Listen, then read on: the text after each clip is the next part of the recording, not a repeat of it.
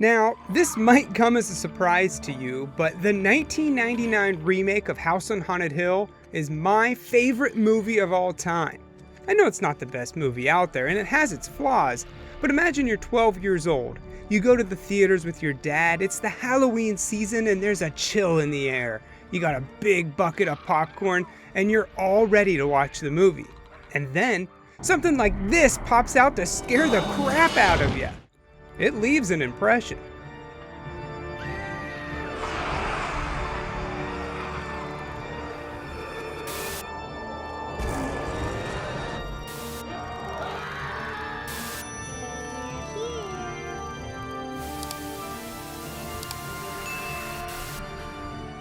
You can't really talk about House on Haunted Hill without bringing up the original 1959 classic.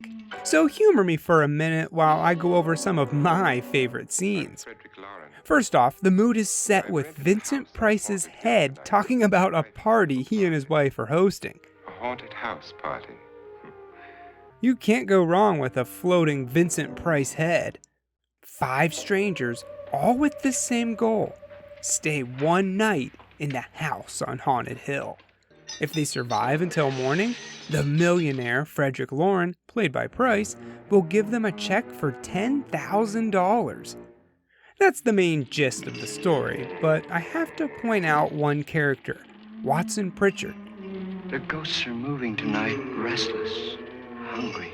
He's the owner of the house, and he's a bit of an eccentric.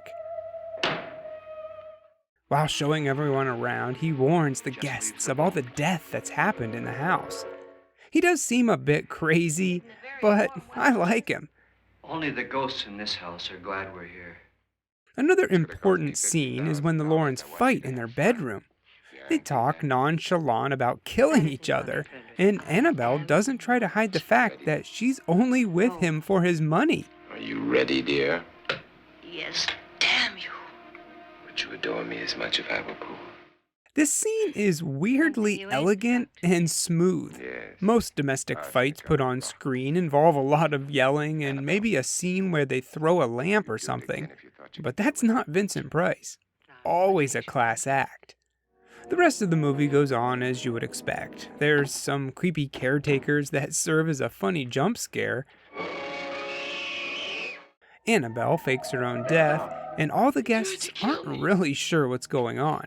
Are ghosts real, or are they just put in the middle of an elaborate plan for the feuding couple to kill each other? Well, in the end, a skeleton emerges from a vat of acid and comes after Annabelle, who trips and falls into the acid, killing her. Then, out of the shadows comes Lauren, controlling the skeleton like a puppet. So, yes, in the original House on Haunted Hill, there's really no ghouls or ghosts. It's just 2 people fighting over money. They're coming for me now. And then they'll come for you. Now let's jump ahead to 1999, and they decided to update the story a little bit. This time, there's no floating head to introduce us, but instead, maybe something a little bit more creepier. The intro title screen sets the mood and gives us a taste of what we're in for. The stop motion effects and jumpy visuals, all combined with the music, still makes my skin crawl. We first see the house, and it's a bit odd looking, a lot different from in the original, but still cool in its own way. Once inside, we see that it's actually an insane asylum. They did this because the director once filmed an episode of Tales from the Crypt in an actual asylum, and all the crew were running around scared, not wanting to film in the basement of the asylum.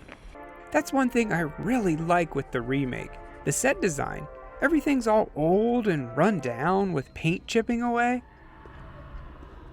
This guy clocks in for the day and starts sharpening his pencils. You better believe he's gonna regret doing that.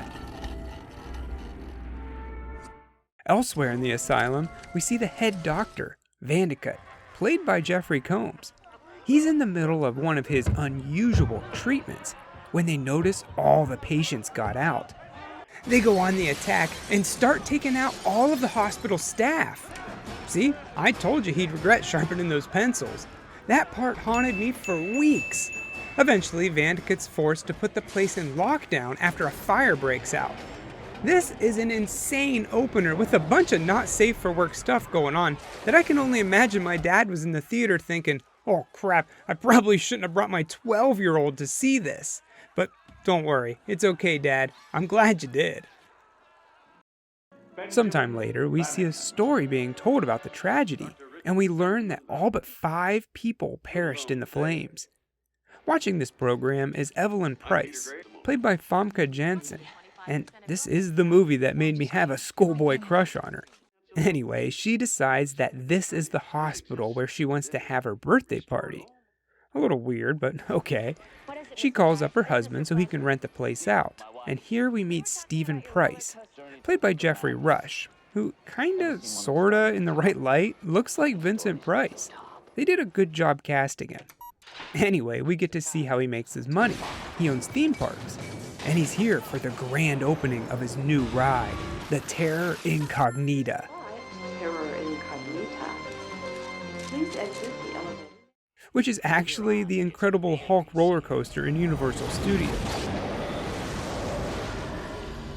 Much like William Castle back in the day, Price loves his gimmicks on his coasters, and he's rigged it up so the track breaks and looks like people go flying to their death. But really, it's just dummies. As a kid, I always thought this was such a cool idea. But now, as an adult, I can understand how much of a nightmare it would be. He would break so many carts, and the dummies would always be falling apart. But still, as a kid, I thought this was so cool. Back in Price's office, he's busy typing up the guest list for Evelyn's party. But when he gets up to leave, someone, or something, hacks into his computer and changes the names.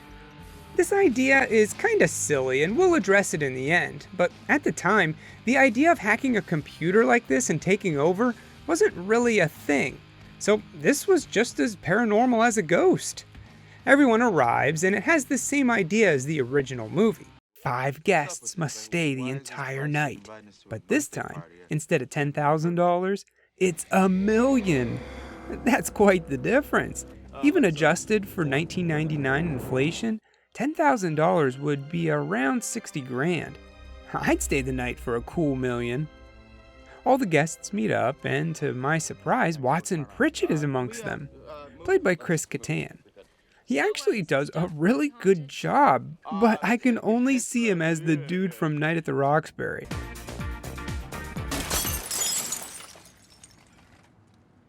I broke the window again. Pritchett shows everyone inside, and when Evelyn shows up, she's surprised to see a bunch of people she doesn't know at her own birthday party. Who the f*** are all of you? Just then, the giant stained glass ceiling shatters, nearly killing Evelyn, and nearly killing Famke Janssen, who did her own stunts here.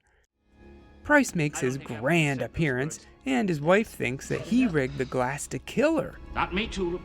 So we have the same bickering couple that are trying to kill each other, just like in the original. Of course, Price doesn't take credit for it, but instead blames the ghosts.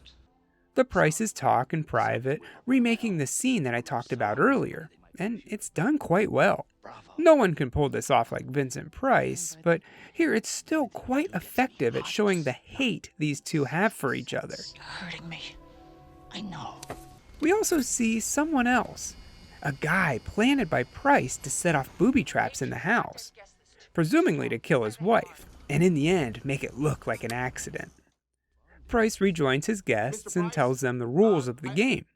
$1 million if you can survive the night, and if you don't, the remainder gets divided up amongst the living. I wonder what direction this movie would go nowadays. Instead of ghosts, I'd imagine the 5 guests would try to kill each other so that they'd get more money in the morning. One key difference here from the original is that Pritchett does not want to stay the night. He's terrified of the house, and the only reason he's still here is because Price hasn't paid him for the rent yet. While he's making out Pritchett's check, we're introduced to all the other characters. There's Blackburn, a doctor, Melissa, who's played by none other than Sonya Blade. Oh, give me a break. Okay. I guess if I was stuck in a house with ghosts, I'd want Sonia on my side.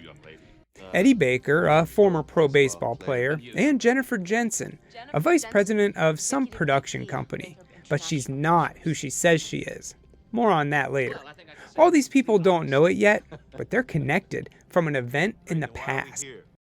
After all the introductions are over, the house is put into lockdown. I think I gotta go now. Pritchett books it to the door, just missing it.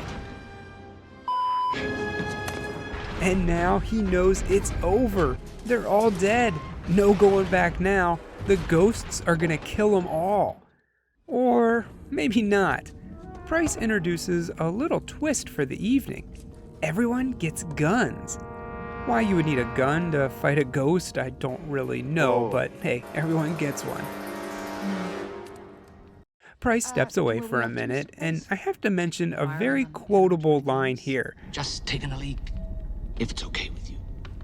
I say that every time I get up to go to the bathroom. Well, it turns out that Price isn't going to pee, but actually checking in on his man behind the curtain. He asks him how he did the whole lockdown thing, and he admits he didn't do it. And Price knows, somehow, Evelyn did it. The others venture down into the world's creepiest basement. I'm not even kidding, I had nightmares of this place. They're down here in the hopes that they can find the control room for the lockdown plates. But it's a maze down here by design. Remember, this used to be a mental institution. They all wander around into different rooms, seeing one that was bricked up, and something evil was contained within. They continue on to the electroshock therapy room, and then the saturation chamber, a cure for schizophrenia. What would drive a sane man mad would drive a madman sane. As they continue, they get split up. Something you really don't want to be down here is alone. Jennifer and Eddie wander around, and Jen manages to fix the lighting a bit. Something a VP of a production company just wouldn't know how to do. Eddie knows this, and he confronts her about it. So who are you? Really? She's forced to admit she isn't Jennifer, but her assistant Sarah, and she's only here because she needs the money. This is actually explained better in a deleted scene where we see Sarah going through her boss's mail and stealing the invite. I wonder why they left this on the cutting room floor. It's actually pretty important. Anyway, while they wander around, Sarah and Eddie get split up in Nightmare City. She eventually finds him standing above a vat filled with blood. Sarah reaches in to help him, but that's not Eddie. It's a ghost messing with her. What the hell are you doing?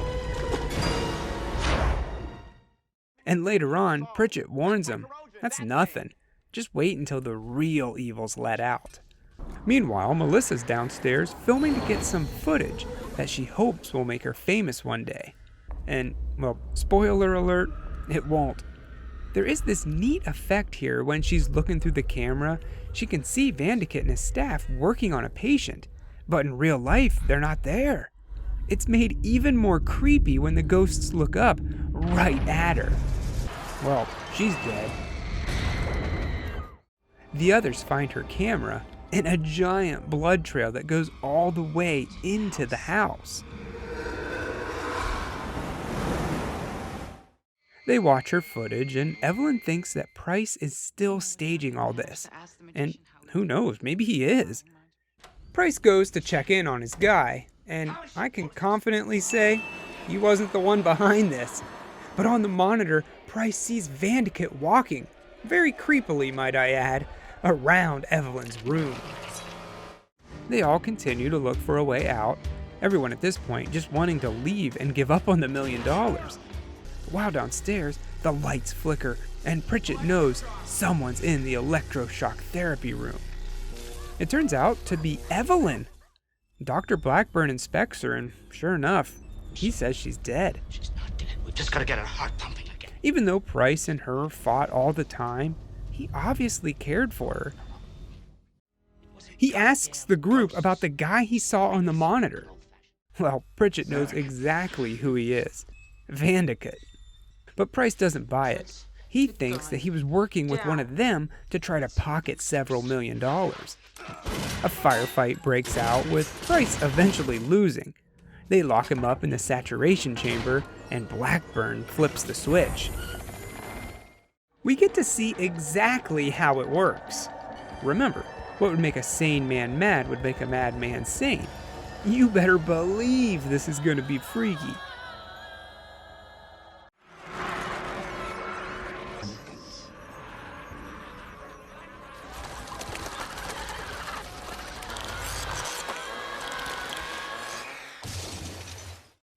Meanwhile, Sarah and Eddie are all digging around, and they discover something interesting. There was only 5 people who survived when the fire broke out, and everyone that was invited for Evelyn's party were their descendants. Everyone that was invited is related to one of the staff that was here when the place burned. Remember in the beginning when Price's computer was hacked? Yeah, that was the house, making it so specific people would come back so it could finish the job. Wait, this is crazy. Before heading out, they do notice that Blackburn's name isn't on there. He wasn't one of the original 5. We get to see what he's been up to, visiting Evelyn, and he injects her with something to wake her up?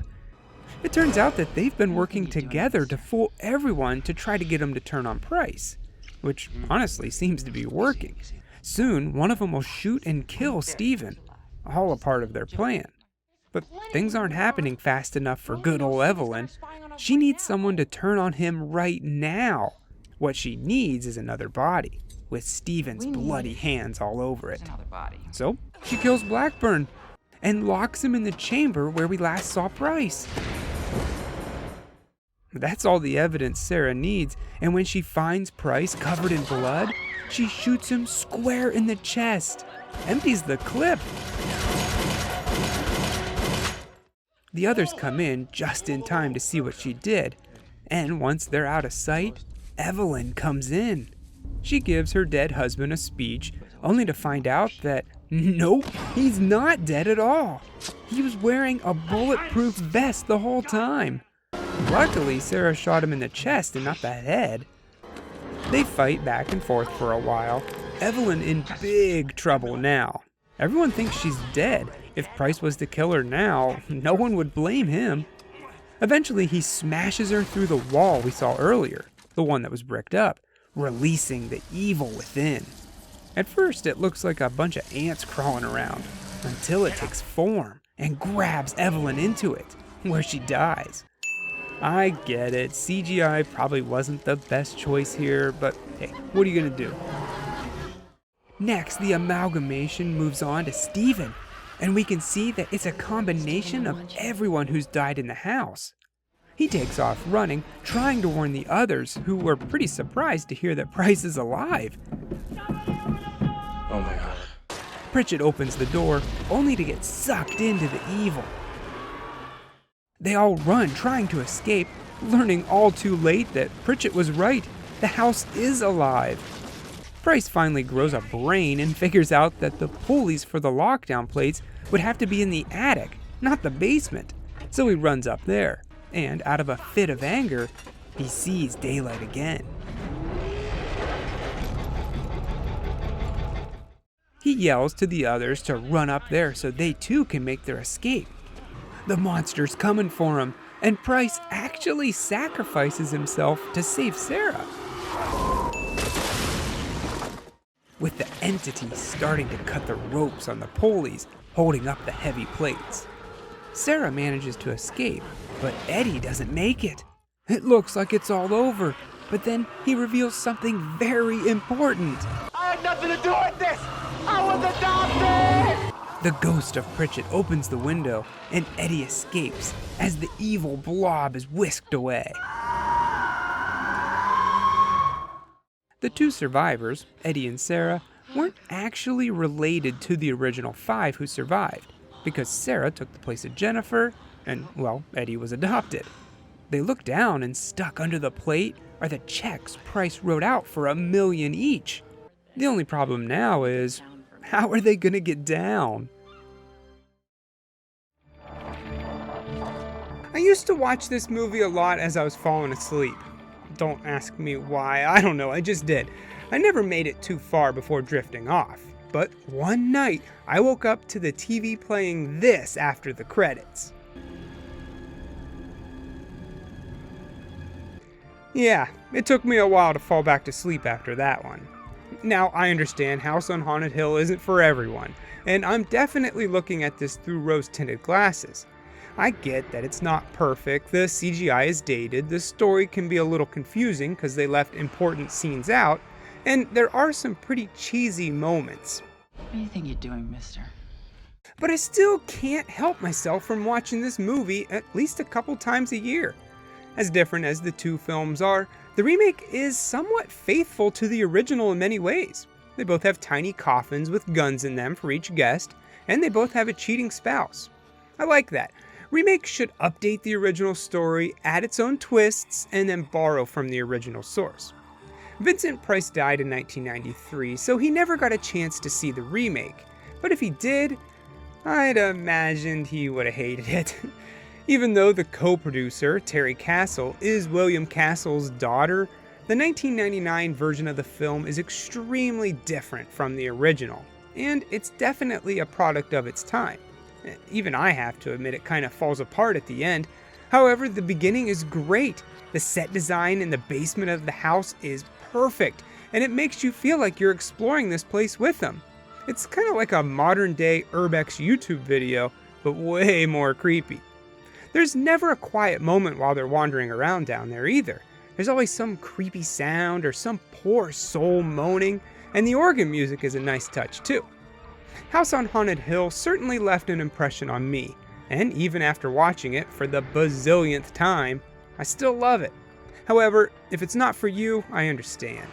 I give the 1999 remake of House on Haunted Hill 3 vats filled with blood out of 4. Now, if you excuse me, I gotta take a leak. Just taking a leak.